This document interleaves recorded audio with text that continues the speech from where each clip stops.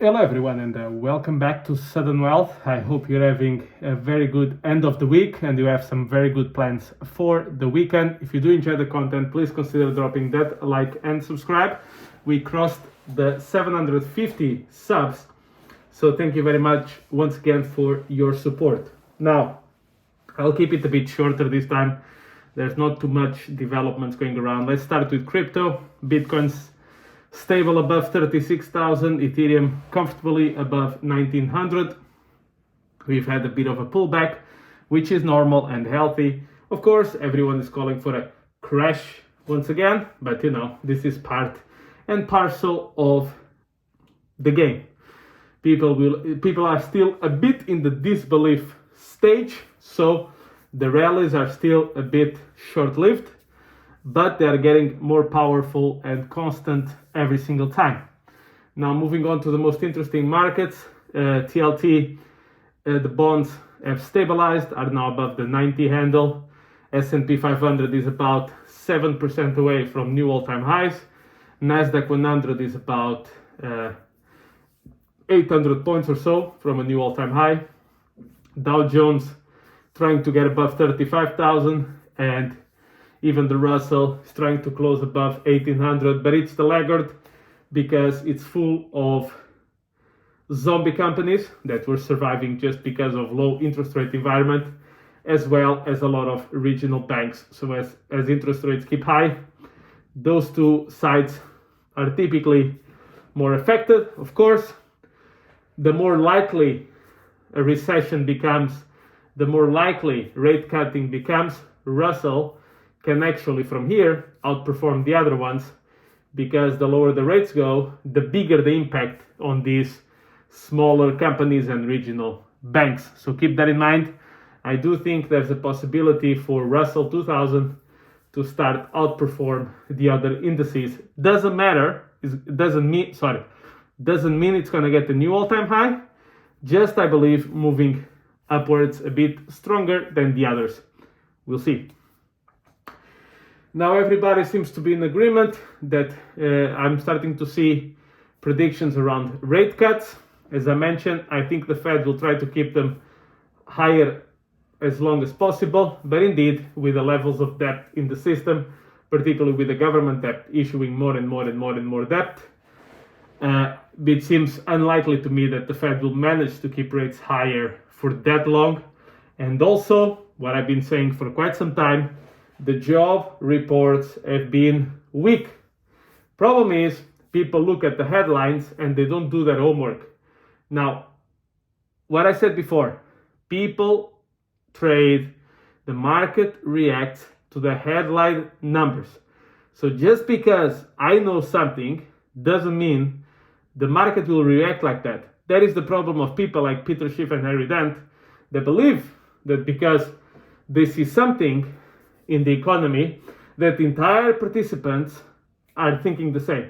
No, I can be 100% right. If all of them pile on a different trade, I lose. So never forget about it. Don't overestimate the knowledge that you're right, because markets are millions of people or hundreds or thousands of institutions buying and selling. And any asset goes up because there are more buyers than sellers. The rest, what causes them to buy more than sell, are narratives, are stories, are beliefs, are expectations. But at the end of the day, anything can go up if people buy and don't sell, or if more people buy larger volumes than the people selling. Very simple. Problem is, people like economists, etc., the reason why they always lose money in the markets is because they look at every micro thing and then assume that the overall population or the overall market is looking at it, and they start drawing conclusions, and then they are almost permanently wrong. They are called the perma bears, the broken clocks, you name it. We'll get one of them today a bit later, yeah? So point is, the job reports have been weak. Now, it would say things like this. Oh, 400,000 jobs were created. Yeah, but a lot of full-time jobs were lost and a lot of part-time jobs were created. A lot of people getting second and third jobs. Is that a sign of a strong economy? No. That's a sign of a weak economy. But as long as the number 400,000 above the 270 expected keeps popping up, the market reacts a certain way. But it's a matter of time until a softer job reports come out that reflects what's been happening over these few months. Then the dynamics start to change. Now, I was watching Harry Dent new post today. You can go to his channel. This guy has been predicting a depression for 14 years, talking about stocks down 80%, stocks down 90%, that kind of stuff. And the market has done nothing but go straight up. Now, of course, there are a few years where it goes a bit down, but it's been straight up. And today, he is now predicting a new all-time high on the S&P, a new all-time high on the Nasdaq 100, after spending 22, 23 non-stop talking about the massive crash, how we could see it all. Subscribe to my newsletter, buy my paid newsletter, advising people to short stocks and to go long bonds since TLT was 170, TLT is now 90. So this is the level of destruction this guy created. And now he's saying, oh, maybe we're going to go to S&P 500, 5,000, then we're going to collapse from there. And he predicted this for 2019, 2020, 2021, 2022, 2023. He said, if we cross 2023 without this kind of collapse, then we are over it.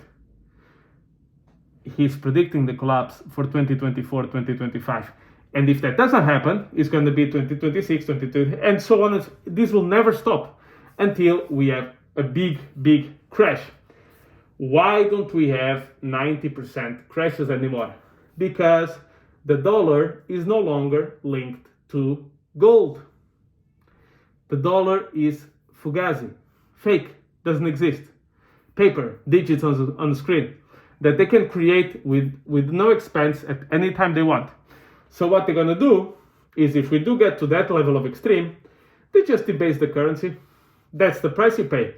Now, your currency will not be debased, most likely, versus egg prices anymore. But if you're going to try to buy a house, no. If you're going to try to buy stocks, very difficult. If you're going to try to buy commodities, well, they don't move much anyways, but some of them will be very difficult. That is the point. Okay? So your currency will be devalued. That's the price you pay.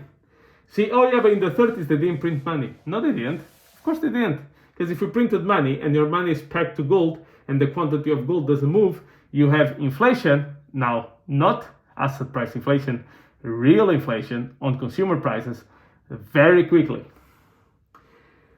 So it seems that the market is moving towards the prediction that I made months ago. I don't know if we're going to get there before year end. I still think quarter 1, 2024. Maybe I'm wrong. At the moment, also to temper some expectations, S&P is about 4,500. Now, you know the story. 4,300, 4,500 is the channel.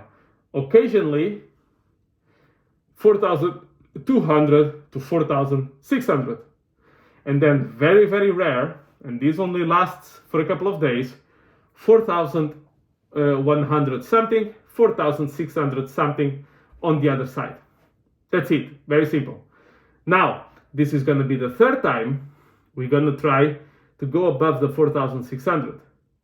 The more we try to do something, the more likely it is that it's going to happen. Now, does that mean that stocks will just go straight into a new all-time high like nothing is happening? No. We're going to have bounces and pullbacks. But if you listen to these mother effers on YouTube, these finance gurus, these finance experts, all of this crap, you're going to get completely annihilated. And one word for that, Peter Schiff as well. he talks about everything inflation adjusted. He's obsessed with inflation. Inflation adjusted, real prices, not nominal prices, adjusted for inflation. He does that for everything except the price of gold. Why? Because he sells gold. Gold needs to go to 2,500, 2,600 just to break even from the all-time highs in 2011, adjusted for inflation. And not any inflation, the government numbers. Because if you do believe, and I do believe, that the real numbers are kind of double the reported numbers, then you need much more on the gold price. You need gold to go to 3,300 just to break even from the previous all-time high in 1980s. I was not even born. My brother, who's about 8 years older than me, also was not even born. Okay? Just for you to have an idea. Just to break even from those from that all-time high in the 80s, again adjusted for the government numbers, because for the real numbers is much worse. So when people tell you gold is an inflation hedge, no, it's not. Real estate is an inflation hedge. Gold was a bubble after the Nixon took us from the gold standard, and people just bought gold because they were afraid. And then because everything was going down except gold, everybody FOMO'd into gold because it was the only asset going up. And that gave the fake notion to people that gold was an inflation hedge. It is not. It's proving not to be. If you bought gold 40 something years ago, you're down today. If you bought gold in 2011, you're down. You're about the same today, nominally. Forget inflation. Nominally. i.e. almost losing versus the dollar. So once again, be very careful with these guys on YouTube. Sell you funds, sell you, they have sponsors, they have podcasts, they get paid, they get paid speaking fees, they sell their books, they make money everywhere else except the market. So thank you very much, guys. Be careful out there, and I'll catch you in the next one. Thank you very much.